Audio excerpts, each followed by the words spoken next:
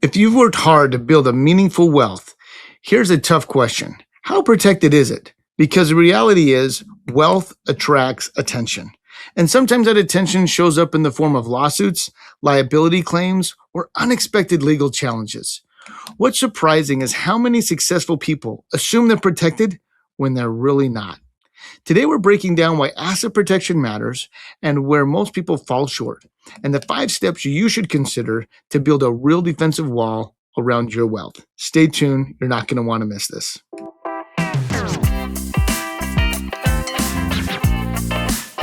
Welcome into Legacy Beyond Wealth. Today, we're talking about a topic that doesn't get as much attention as some of the other ones when you're looking for financial education, and that's asset protection. When some influent investors were actually surveyed, fewer than 20% had formal asset protection plan in place. Think about that, 20%. And even those worth 10 to 25 million only had about 27% had one. So this is something that not everyone is doing properly. So we want to talk about that today. We want to talk about why it matters, first off, what it actually means, and then give you some practical steps to consider to help you better protect yourself.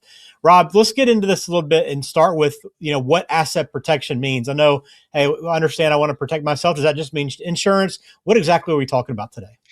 Yeah, I think most people think of insurance right off the bat, but the other part of that is some things that maybe aren't insurable that are out there, or that maybe insurance is too expensive. And we kind of joke there's really 3 things you can do with risk. One, you can eliminate it. If you think about driving a car and we don't want to risk it in a car accident, we just don't ride in a vehicle, right? And we call that avoidance. The second thing you can do is transfer that risk. And when you transfer that risk, you're using insurance to kind of transfer that risk, again, using a car insurance example. And the third thing that is out there is the ability to assume the risk, but put strategies in place that kind of limit the liability that you're going to have. And so I love sitting down with families and in our discovery meeting, talking about what risk they have. And a lot of times they haven't really sat back to take a look and put that in place. And, lawsuits don't have to be justified to be expensive. And I could tell you so many examples of people that we've met when they're halfway through a lawsuit and then they get referred to us.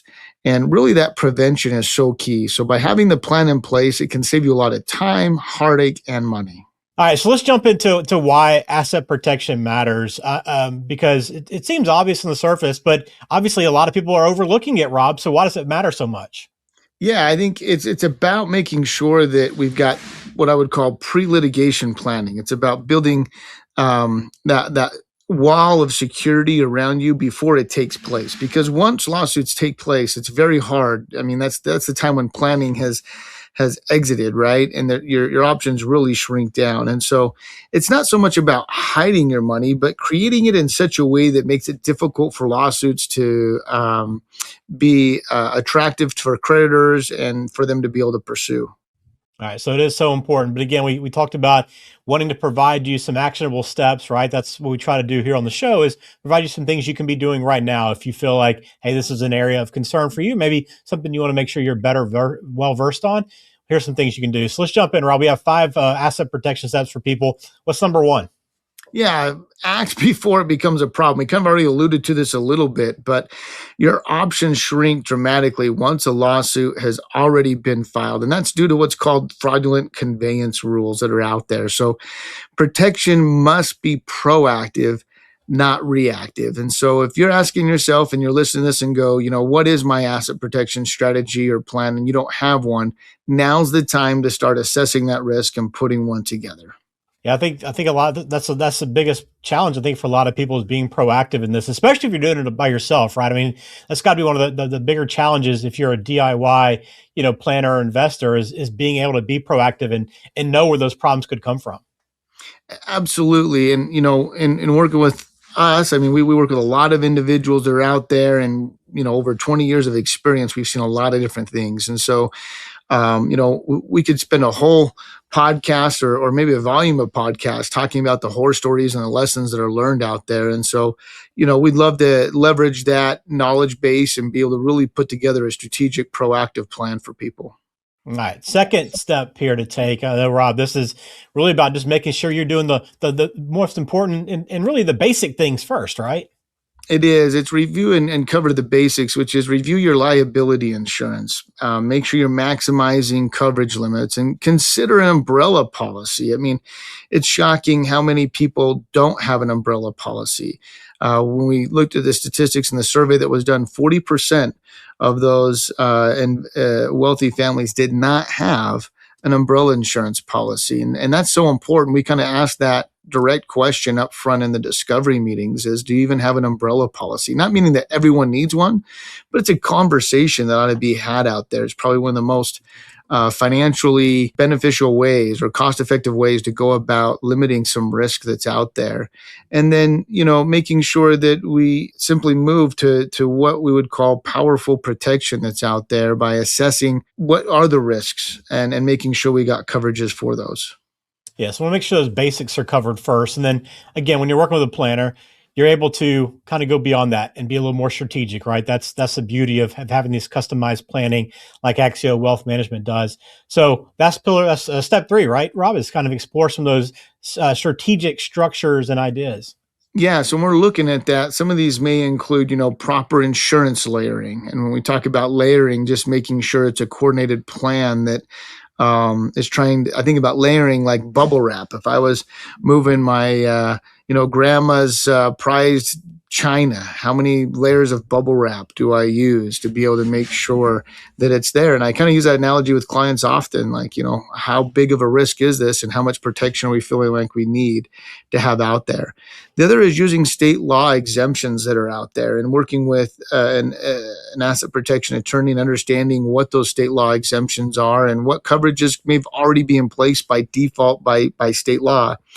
And then strategic ownership structures. And this one's really important. If you have a business partner or a family business that's out there, boy, I can't tell you how many times we see this one skipped over or not reviewed adequately. And then when a problem arises, it becomes a huge problem. We have a client right now who came to us in the middle of this lawsuit, and it's now going on 3 years where they gave a little bit of equity to what they thought at the time being a key employee, and that has turned into just be really, really difficult to work with and very costly for them.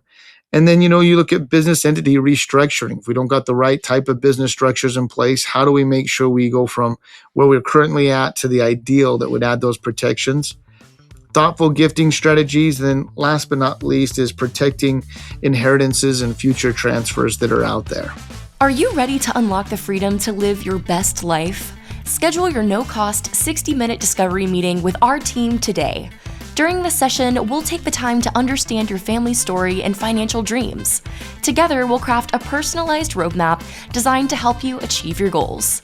Let's explore how we can unlock the freedom for you and your family to thrive. Just click the link in the description of today's show to get started. Next one here for you is avoiding these critical mistakes. I know this is, again, hey, we'd love to do that, right? But how do you help someone avoid those critical mistakes, Rob?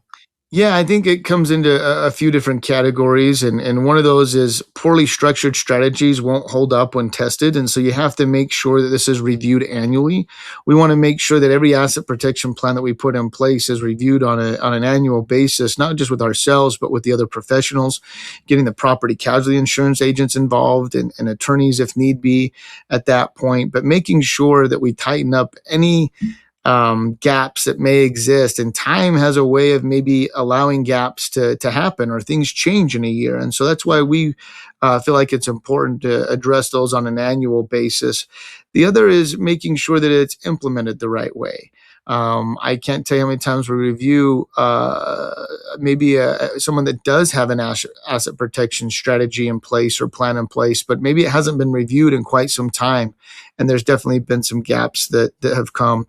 And then making sure that we have real planning, that we don't want anything that doesn't have real teeth associated with it. We want to make sure that it's really implemented the way it's supposed to and function the way it needs to be. All right, this stuff isn't easy, right? If you're watching this video, you probably understand that. That's why you probably are searching for this kind of content, and which is why the fifth step here, Rob, is to work with qualified professionals, right? So important to find people that know what's happening that can help guide you through this. Yeah, I mean, asset protection planning can at times be very complex, and we want to look at a way that is the simple and most elegant plan for you. I've seen some that come back that are so elaborate and so complicated the client doesn't understand it, which makes it very hard to be able to keep it updated and maintained. And so we want to work with those professionals that are the best of the best in their industry, as well as it can help us be able to find strategies that are simple, but also have the right types of protection in place for you. Yeah, the reason we're talking about this is not to make you worried, right? To make you fearful of anything. It's just really about making sure that you are buttoned up and doing everything you need to. Because if you built meaningful wealth, you want to make sure you're protecting it, right? You want to be just as intentional protecting it as you were building it. And you might think, hey, it might not happen to me, Rob, but this is something you have to be prepared for. Yeah, I mean, you say that it won't happen to me, and I can't tell you how many people that find themselves in the middle of that litigation, and that was one of the things. Oh, it won't happen to me, or my insurance is enough, or I'll deal with it when it comes. And I remember we had met with a business owner, and we had put together a great plan. Really understood his concerns, had everything down, and all he had to do was sign some documents. And we made sure we dropped it off at his house. Said, hey, make sure we sign this and get it back to us.